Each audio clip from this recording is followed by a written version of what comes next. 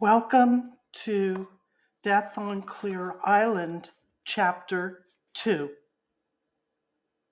The corpse's pockets produced more data in the form of a driver's license.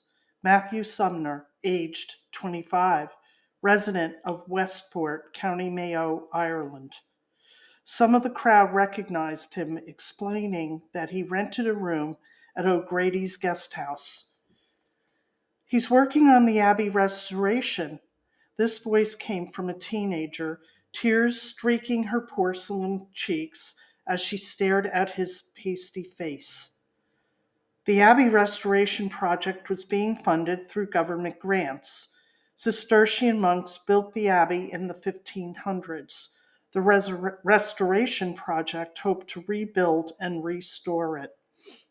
I've often seen him with a dark-haired woman walking along the beach, said the guy who'd rotated Matthew's body. I may have seen them even yesterday. He emphasized the word yesterday, as if he couldn't believe what lay before him. At that moment, heart-wrenching sobs erupted from the teenager, her body shuddering. Come on, Lucia, said the older man standing next to her. He grabbed her hand and turned away from the crowd. No, I won't. No, I won't, she repeated, shaking the hand away with a ferocious strength that almost succeeded in knocking him over. He taught me to paint. Her eyes scanned the crowd, but the elderly man grabbed her by the shoulders and pulled her away from the scene. As they withdrew, Lucia glanced back. Her eyes, tears streaming from them, were focused on the body. Aye, it's true. He works on the project, said the Grim Reaper. Where's Richard O'Malley? Someone else prompted. He's heading up the dig. He'll know this chap well. Heads swiveled and people rose on tiptoe, searching for O'Malley, when a third person volunteered. He's always here to meet the morning ferry. More head twisting before the Grim Reaper said, Well, it doesn't look like he's here this morning. The crowd provided scraps of information that clarified Matthew's role in the project. An artist by trade, his current project included researching the drawings on the Abbey sacristy wall.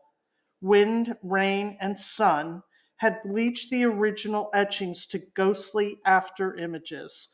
The Abbey's project committee employed Matthew to recreate the drawings and other artworks belonging to the church. The island's inhabitants and visitors remained in the harbor area until the police arrived. I mentally reviewed the option of leaving the scene or lingering in the area with everyone else. Stay here, is what the Grim Reaper had said. I decided that was the best option. Besides, my insatiable curiosity was getting the better of me. For several hours, the locals milled around outside the shops at village cottages near the shoreline. Conversations buzzed with descriptions of hippies and drug users. I moved from group to group, listening to what each had to say. Some of the locals cited the times Matthew wandered around the island's coves in the evenings. Others described him as quiet and detached, and no one paid attention to my presence. It was as if I were invisible. I got restless and broke away for a walk along the beach. That's when I noticed Lucia's return to the drama. She lurked around the edge of the only road through the village, standing off to the side, never joining in the whispering or shaking of heads. Sometimes tears rolled down her face as she turned away from the little islands of gossip to plod along the beach. A few times I glimpsed her staring up at the ragged edges of Knockmore's cliff. That poor girline, she must be so lonely, Mrs. Leonard remarked. She was the owner of the Mace grocery shop near the quay, and my thirst prompted me to stop there for bottled water. In fact, it was the only source on the island with a liquor license. She nodded toward Lucia. Who is she? I asked. Lucia Cherisi Have you ever heard tell of someone with a name like that? But that's her name. The family's not originally from here, you know, unlike some of us. Oh, where is she from?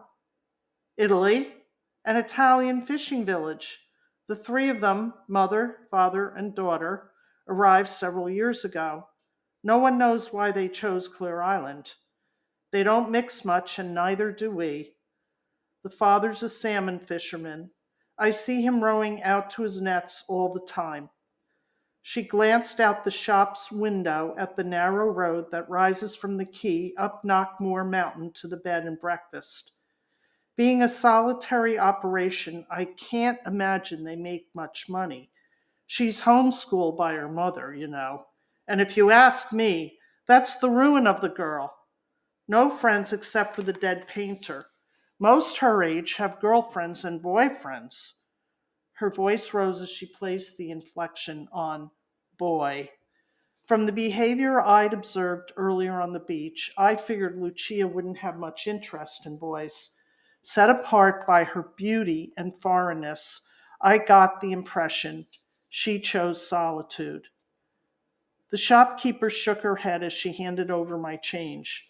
Instead, she mopes around the Abbey ruins. If you ask me, she knows more than she's telling.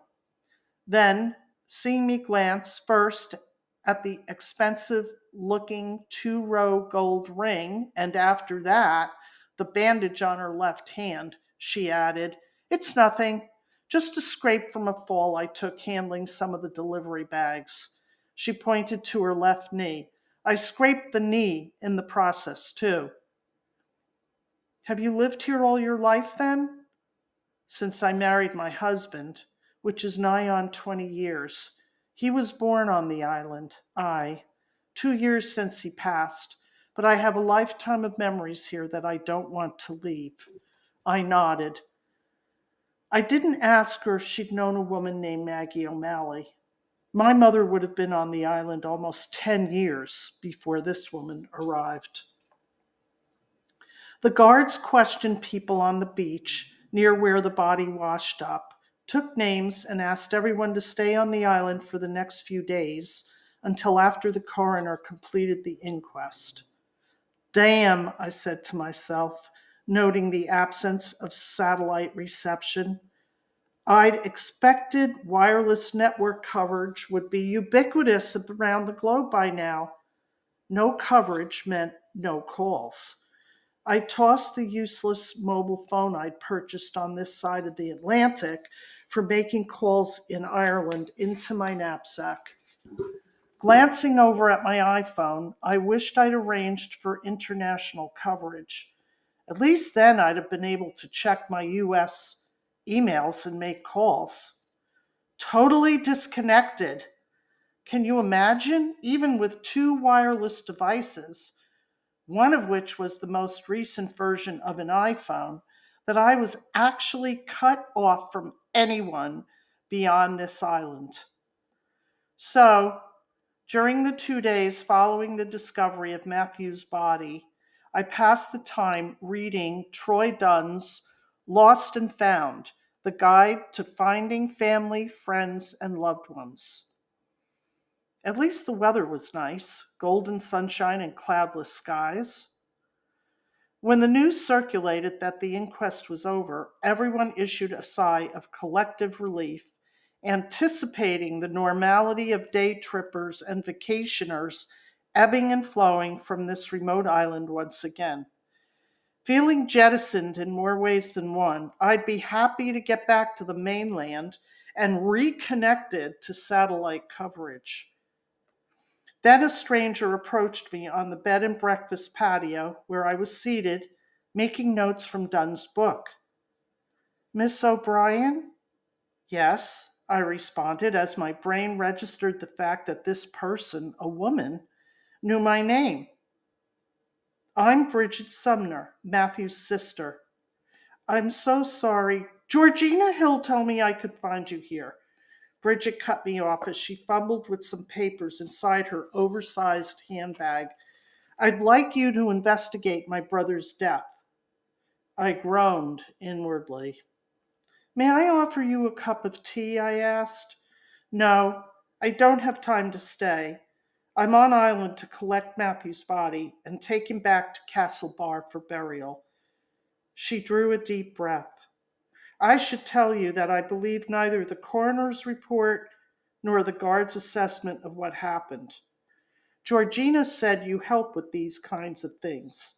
I hoped you'd agree to meet with me when you get back to Castle Bar.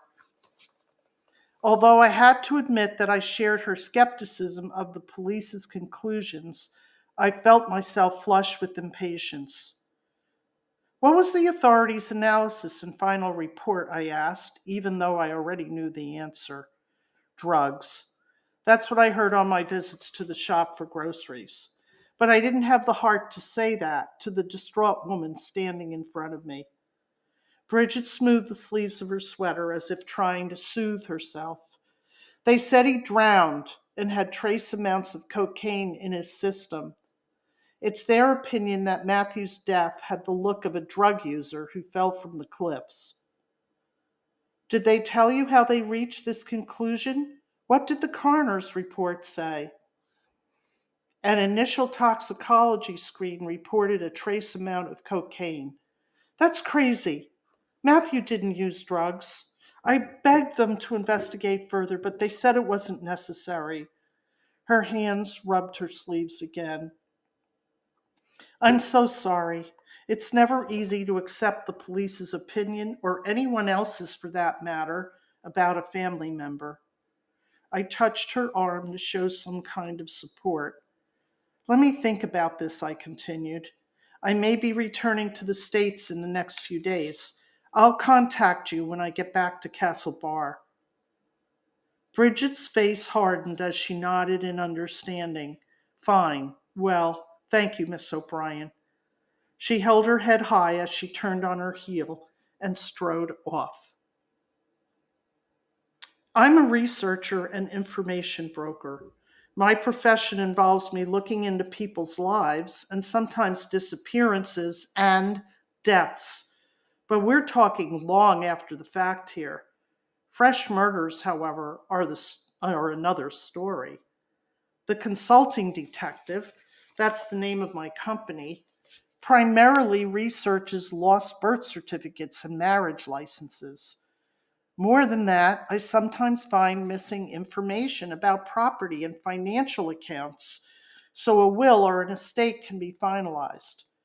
My work is accomplished by spending long hours scouring through public records, microfiche, obscure online databases, and so on. My big business began in my junior year at college when I tried to find my mother. After paying a company who made big promises but delivered little more than her name and the address we'd lived at before my sojourns in a series of foster homes, I started an information brokerage of my own. Having access to data that most people don't has placed me at the heart of a mystery more times than I care to count. Private detectives and attorneys contact me on a regular basis. They usually want me to research documents and data related to divorce, adoption, family reunions, and missing heirs to estates and wills.